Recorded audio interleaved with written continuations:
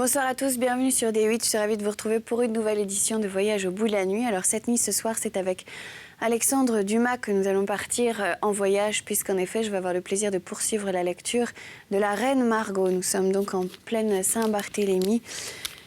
Les catholiques cherchent à tuer tous les protestants. Ils sont venus les surprendre en plein milieu donc de leur sommeil parfois. Deux protestants se parlent de balcon à balcon et essayent de se soutenir. L'un donne la preuve à l'autre que c'est effectivement à tous les protestants qu'ils en veulent. En effet, en ce moment, Demouy avait vu se diriger contre lui l'arquebuse de la Hurière. Le coup partit. Mais le jeune homme eut le temps de se baisser et la balle alla se briser dans une vitre au-dessus de sa tête. « Mercandon !» s'écria Coconas, qui à la vue de cette bagarre tressaillit de plaisir et avait oublié son créancier, mais à qui cette apostrophe de Demouy le rappelait. « Mercandon rue du Chaume, c'est bien cela. Ah, il demeure là, c'est bon. Nous allons avoir affaire chacun à notre homme. » Et tandis que les gens de l'hôtel de Guise enfonçaient les portes de la maison où était Demouy, tandis que Morvel, un flambeau à la main, essayait d'incendier la maison, tandis que les portes, une fois brisées, un combat terrible s'engageait contre un seul homme qui, à chaque coup de rapier, rabattait son ennemi. Coconas essayait, à l'aide d'un pavé, d'enfoncer la porte de Mercandon qui, sans s'inquiéter de cet effort solitaire, arquebusait de son mieux à sa fenêtre. Alors tout ce quartier désert et obscur se trouva illuminé comme en plein jour, peuplé comme l'intérieur d'une fourmilière, car de l'hôtel de Montmorency, 6 ou 8 gentilshommes huguenots avec leurs serviteurs et leurs amis venaient de faire une charge furieuse et commençaient, soutenus par le feu des fenêtres, à faire reculer les gens de Morvel et ceux de l'hôtel de Guise, qu'ils finirent par acculer à l'hôtel d'où ils étaient sortis. Coconas, qui n'avait point encore achevé d'enfoncer la porte de Mercandon, quoiqu'il s'escrimât de tout son cœur, fut pris dans ce brusque refoulement. S'adossant alors à la muraille et mettant l'épée à la main, il commença non seulement à se défendre, mais encore à attaquer avec des cris si terribles qu'il dominait toute cette mêlée.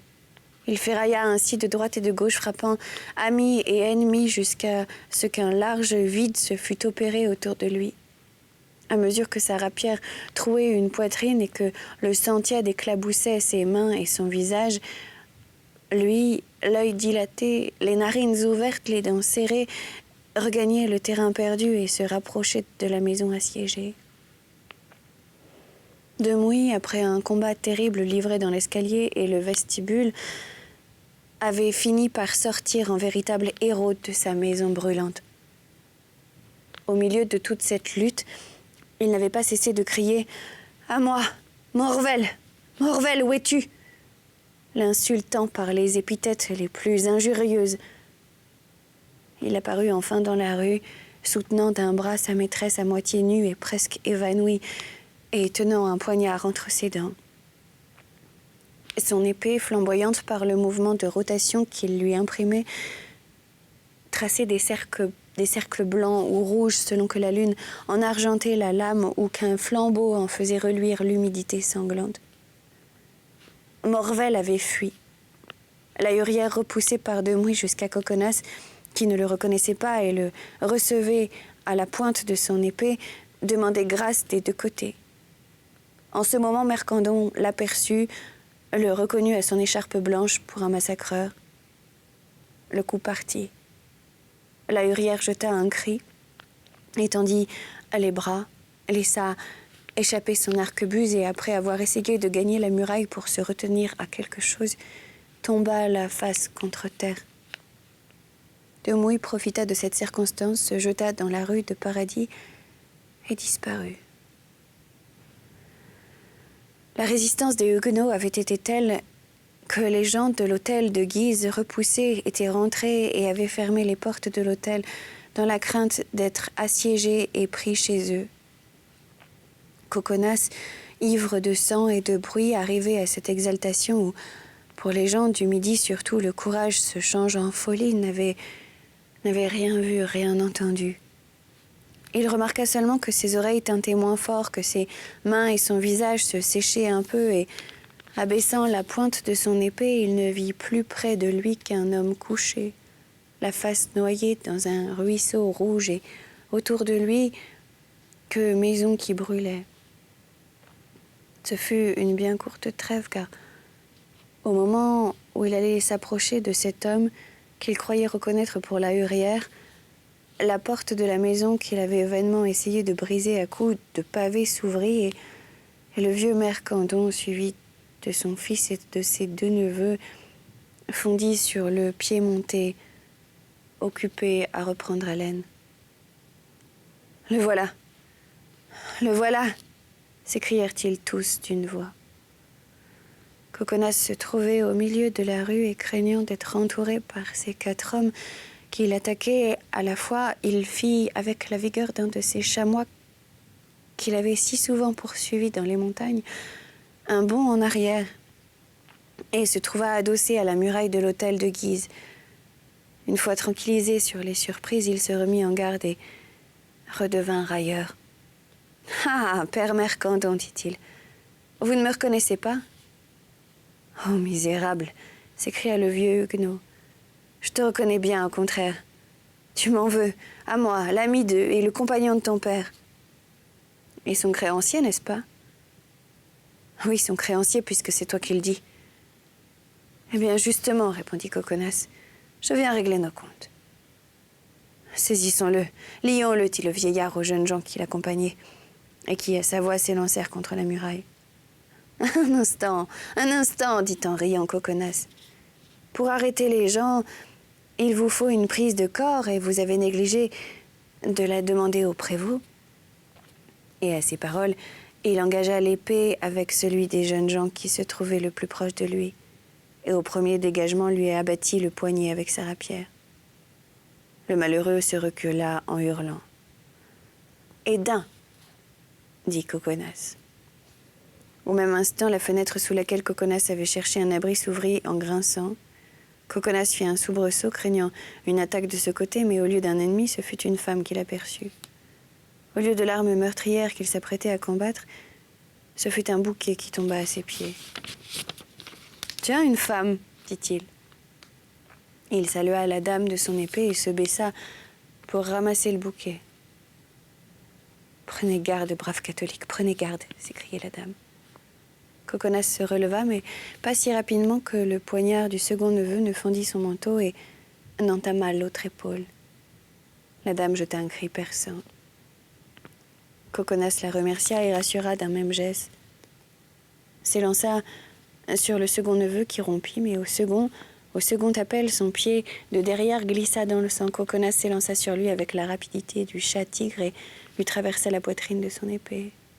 « Bien, bien, brave cavalier !» cria la dame de l'hôtel de Guise. « Bien, je vous envoie du secours. »« Ce n'est pas la peine de vous déranger pour cela, madame, » dit Coconas. « Regardez plutôt jusqu'au bout, si la chose vous intéresse, et vous allez voir comment le comte Annibal de Coconas accommode les Huguenots. » En ce moment, le fils du vieux Mercandon tira presque à bout portant un coup de pistolet à Coconas, qui tomba sur un genou.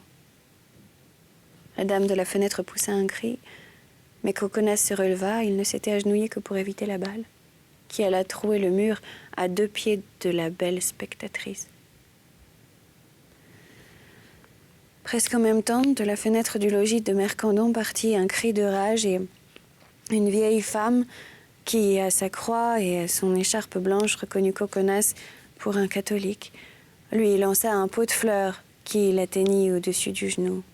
« Bon, dit Coconas, l'une me jette des fleurs, l'autre des pots. Si cela continue, on va démolir les maisons. »« Merci, ma mère, merci, cria le jeune homme. « Va, femme, va, dit le vieux Mercandon, mais prends garde à nous. »« Attendez, monsieur de Coconas, attendez, dit la jeune dame de l'hôtel de Guise. Je vais faire tirer aux fenêtres. »« Ah, ça, c'est donc un enfer de femmes dont les unes sont pour moi et les autres contre moi, dit Coconas. Mordi, finissons-en. » La scène, en effet, était bien changé et tirait évidemment à son dénouement. En face de Coconas, blessé, il est vrai, mais dans toute la vigueur de ses 24 ans, et habitué aux armes, et irrité plutôt qu'affaibli par les 3 ou 4 égratignures qu'il avait reçues, il ne restait plus que Mercandon et son fils. Mercandon, vieillard de 60 à 70 ans, son fils, enfant de 16 à 18 ans. Ce dernier, pâle, blond et frêle, avait jeté son pistolet déchargé et par conséquent devenu inutile, et agitait en tremblant une épée moitié moins longue que celle du piémontais. Le père, armé seulement d'un poignard et d'une arquebuse vide, appelait au secours. Une vieille femme à la fenêtre en face, la mère du jeune homme, tenait à la main un morceau de marbre et s'apprêtait à le lancer. Enfin, Coconas, excité d'un côté par les menaces, de l'autre par les encouragements, fier de sa double victoire, enivré de poudre et de sang, éclairé par la réverbération d'une maison en flammes, exalté par l'idée qu'il combattait sous les yeux d'une femme dont la beauté lui avait semblé aussi supérieure que son rang lui paraissait incontestable, Coconas, comme le dernier des Horaces, avait senti doubler ses forces et, voyant le jeune homme hésiter, il courut à lui et croisa sur sa petite épée sa terrible et sanglante rapière. 2 coups suffirent pour la lui faire sauter des mains.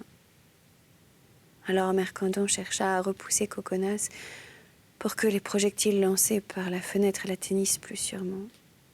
Mais Coconas, au contraire, pour paralyser la double attaque du vieux Mercandon, qui essayait de le percer de son poignard, et de la mère du jeune homme qui tentait de lui briser la tête avec la pierre qu'elle s'apprêtait à lui lancer, saisit son adversaire à bras-le-corps, le présentant à tous les coups comme un bouclier et l'étouffant dans son étreinte herculéenne. « À moi !» s'écria le jeune homme. « Il me brise la poitrine, à moi !» Et sa voix commença de se perdre dans un râle sourd et étranglé. Alors Mercandon cessa de menacer. Il supplia. « Grâce, grâce, dit-il, monsieur de Coconas, grâce, c'est mon unique enfant. C'est mon fils, cria la mère, l'espoir de notre vieillesse. Ne le tuez pas, monsieur, ne le tuez pas. »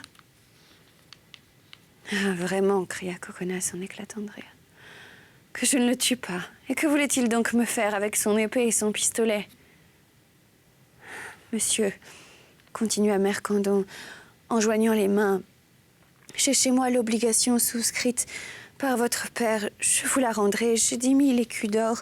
Je vous les donnerai. J'ai les pierreries de votre famille et elles seront à vous. Mais ne le tuez pas. Ne le tuez pas. Et moi, j'ai mon amour, dit à demi-voix la femme de l'hôtel de Guise. J'ai mon amour et je vous le promets. Coconas réfléchit une seconde et soudain... Êtes-vous huguenot demanda-t-il au jeune homme. Je le suis, murmura l'enfant. En ce cas, il faut mourir, répondit Coconas en fronçant les sourcils et en approchant de la poitrine de son adversaire la miséricorde acérée et tranchante. Mourir, s'écria le vieillard, mon pauvre enfant, mourir. Et un cri de mère retentit, si douloureux et si profond qu'il ébranla pour un moment la sauvage résolution du piémontais.